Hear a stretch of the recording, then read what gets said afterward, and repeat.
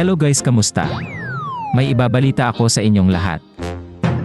Alam nyo ba na lumabas na ang Chooks TV Announcer Pack dito sa Honor of Kings? Kung wala kang idea, paano yun makuha? Huwag ka nang mag-alala, akong bahala. Nandito si Dakilang Box Frank para ituro yun. Pumunta lang kayo sa events, para makakuha kayo ng mga points. Kailangan nyo maglaro at gumawa ng task. Pag na-reach mo yung 50, makakakuha ka ng trial card ng Chooks TV Announcer. Trial card for 3 days. Maglaro lang kayo ng 3 araw para makakuha. Kaya ano pang inaantay nyo, sabay-sabay na nating kunin to, talaga namang napakaangas. Talagang gaganahan kang maglaro. Oh, baka pintahin yan! Legendary!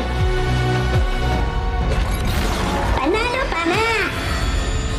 Kaya ano pang hinihintay nyo, guys, tara sabay-sabay nating kunin itong Chooks TV Announcer Pack.